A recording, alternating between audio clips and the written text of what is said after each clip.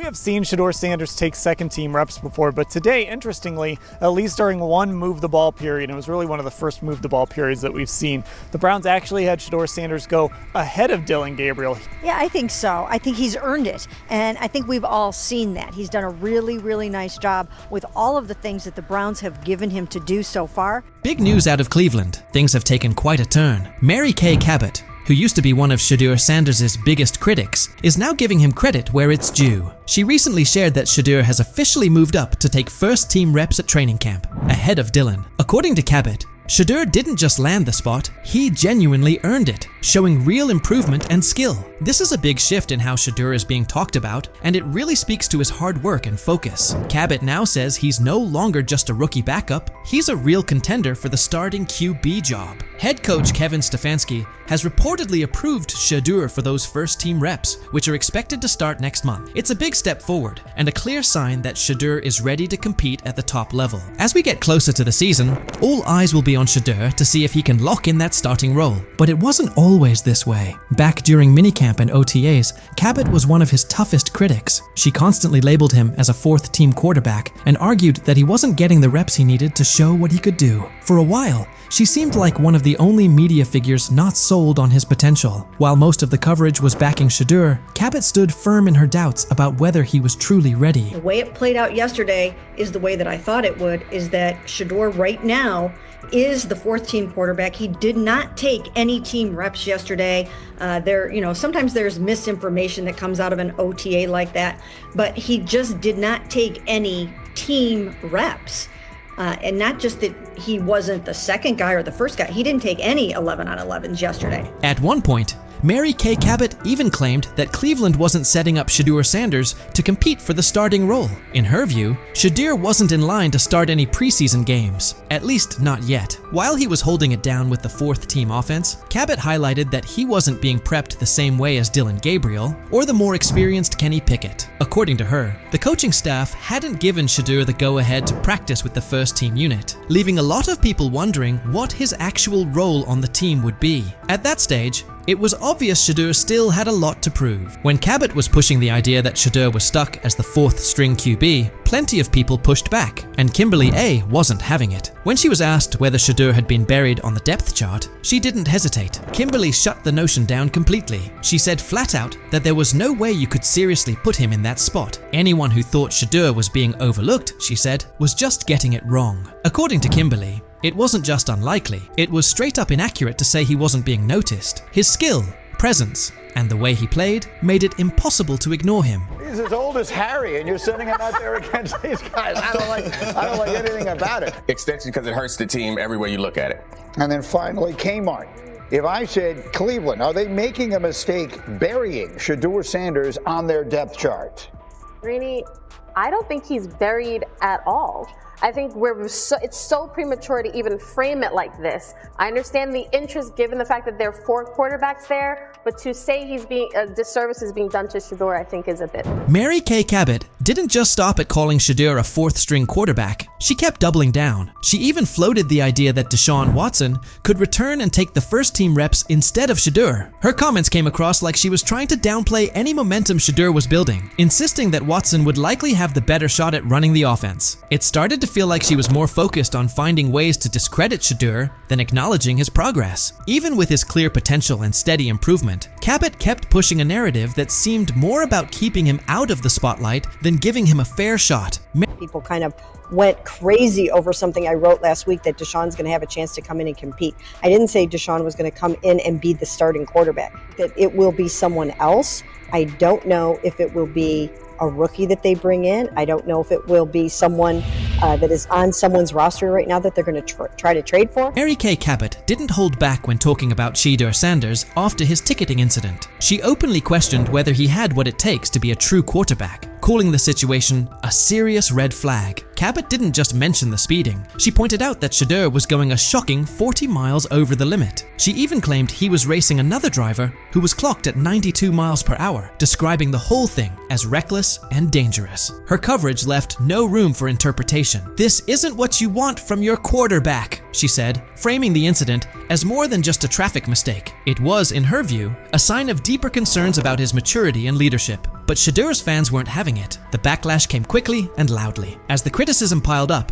Cabot eventually shut off her comments, clearly seeing that the narrative she'd been pushing was falling apart. She started to realize that sticking to her stance would only hurt her credibility, especially with Shedeur continuing to prove himself. Recognizing that it's okay to change course when the facts do, Cabot finally gave Shedeur his due. She acknowledged his obvious talent and the progress he's made, fully backing him now as a key part of the Browns' quarterback picture. After everything, she had to face the reality. Shedeur Sanders was the real deal. She admitted he had pulled ahead of Dillon Gabriel on the depth chart and was now getting first-team reps. The work Shedeur had put in, the strides he made, and the undeniable skill he showed on the field couldn't be ignored anymore. Cabot came to terms with what had become crystal clear. Shedeur was a serious contender for the starting quarterback job. His moment had arrived. Seen Shedeur Sanders take second-team reps before, but today, interestingly, at least during one move-the-ball period, it was really one of the first move-the-ball periods that we've seen, the Browns actually had Shedeur Sanders go ahead of Dillon Gabriel. Yeah, I think so. I think he's earned it, and I think we've all seen that. He's done a really, really nice job with all of the things that the Browns have given him. Mary Kay Cabot even went so far as to say that Shedeur Sanders had left a strong impression every time he spoke to the media. She pointed out how his poise and maturity during interviews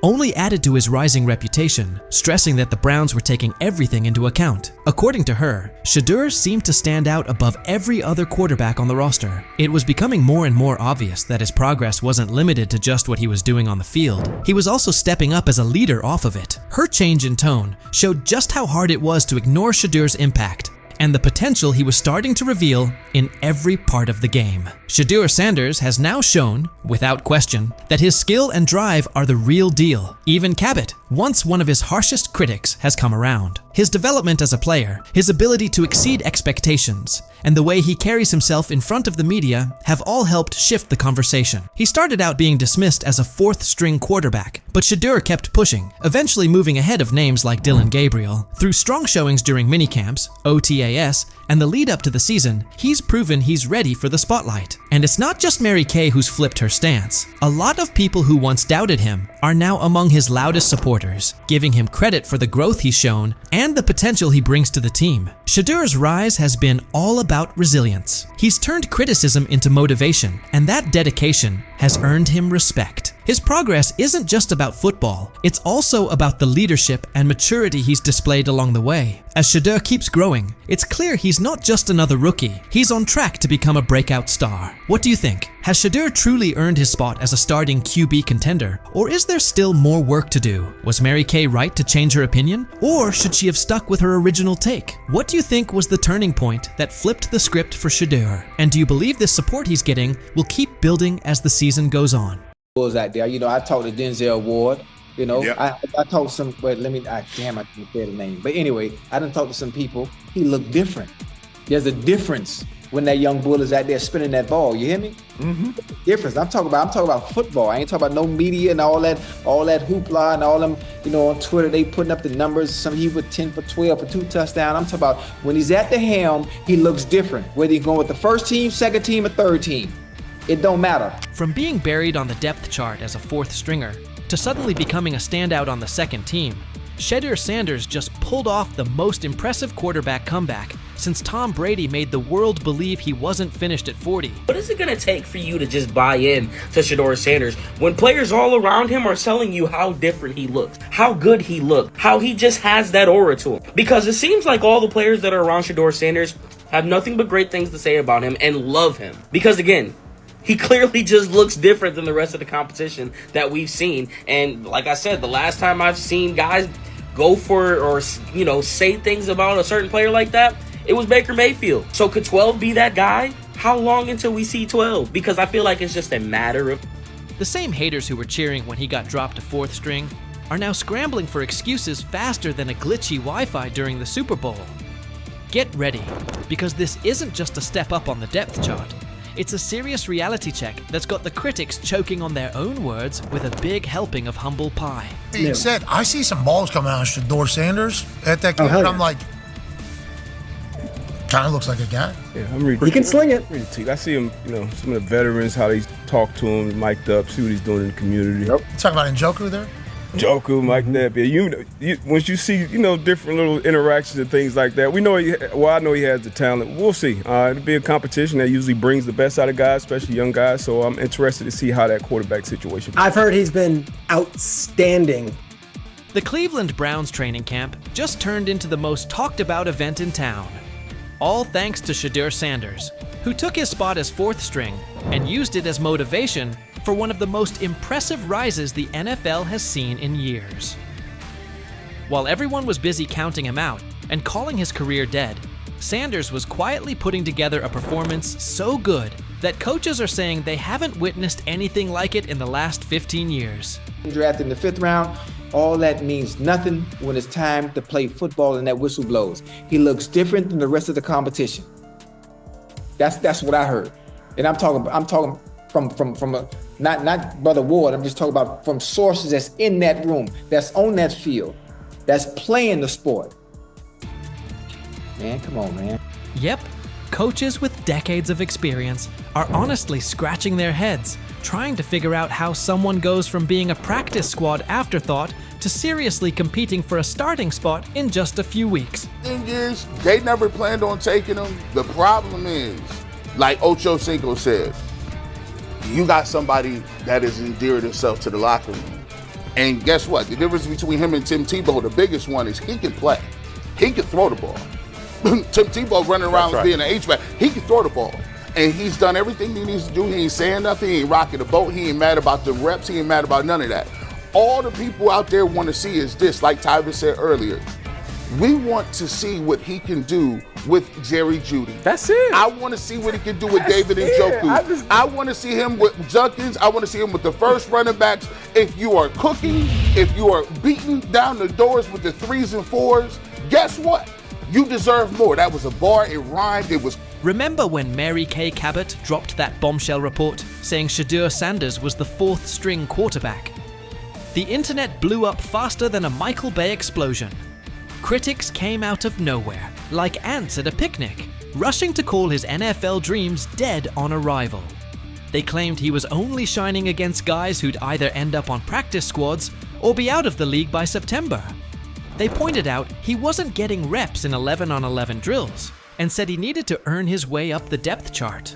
Dude, listen, the guy, all I can say is that he goes where the ball's supposed to go and it looks the way it's supposed to look. Mm-hmm. And when I hear that tells me it sounds like the Browns may have got a steal with Shedeur Sanders in the 5th round, because I think he'll have a chance. I'm not saying he's going to be the starting quarterback in September, like week 1 or 2 or whatever it may be early in the year, but I think he's got a chance to develop into something that hopefully would preclude them from having to draft a quarterback first overall or top 5 next year. He said, I see some balls coming out of Shedeur Sanders at that game, and I'm like,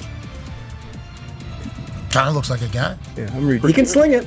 I see him, some of the veterans, how they talk to him, mic'd up, see what he's doing in the community. Yep. You talking about Njoku there? Joku, Mike Napier. Once you see, different little interactions and things like that, I know he has the talent. We'll see. It'll be a competition that usually brings the best out of guys, especially young guys. So I'm interested to see how that quarterback situation. I've heard he's been outstanding. Funny how the tables have turned. Those same critics are now watching Sanders climb the depth chart like he's scaling Mount Everest with rocket boosters. The guy they wrote off is now the one they can't stop paying attention to. Every completion sends a message. Every perfect throw is a reminder that real talent doesn't stay hidden forever. And with every practice, he's showing that maybe, just maybe, the Browns stumbled upon their hidden gem. One thing for the fans to sit here and hype up Shedeur Sanders, because we all know how we get about certain players that we like. But it's another thing when you hear it from players who are actually on the field, who are actually in the locker room, who are actually next to this guy every single day. Because I'm sure we've all seen the quote by now by Chad Johnson when they were on the nightcap, and he talked to some young bulls. He talked to Denzel Ward. He didn't want to give away his name, but he already did it. And he said that Denzel Ward says he looks different from the rest of the competition. We've already been seeing. When word got out that Shedeur Sanders officially moved up to second-team reps, passing Dillon Gabriel along the way, the shockwaves hit from Cleveland all the way to Canton. This wasn't just some small roster tweak, this was huge. One day he's throwing passes to practice squad guys, and the next he's running with the second team. putting real pressure on the starting quarterback spot. The promotion came after Sanders completely dominated minicamp, showing toughness, leadership, and total control on the field. His passes were right on target, hitting receivers in stride. His decision-making was sharp as a blade, and his grasp of the playbook had coaches nodding like proud parents at a school play. But this wasn't beginner's luck. It was steady, calculated execution that the coaching staff just couldn't ignore. And I don't know, there was never no one thought he was this like malcontent or like a bag. It wasn't. That was the word, That was kind of what was being said. That was kind of what was being said. No. The pre-draft process was so unorthodox that he didn't go through it all like everyone else did. And I think there's a lot that we can look back on this thing, especially if he becomes a star in this league and say, you could point fingers in a million ways. Not having a pure agent, not having the workouts that everyone else did, going to these teams, not necessarily being as willing to throw the ball when asked at the All-Star games, like that kind of stuff I think might have stung him and might have turned teams off. But when Stephen A. Smith starts singing your praises, that's when you know you've officially arrived. The ESPN personality, famous for his fiery takes and no-nonsense analysis, didn't just mention Sanders. He gave him the full Stephen A. treatment. He praised Sanders not only for his top-tier football skills, but also for the intangibles that separate the good from the great. This kid's mindset puts him ahead of the pack, Stephen said, with the confidence of someone who's seen enough football to spot greatness from a mile away. He pointed out Sanders' composure, mental toughness, and relentless drive to compete at the highest level. When Stephen A. says, "It's not just about throws and stats anymore. You better believe the whole football world is paying attention."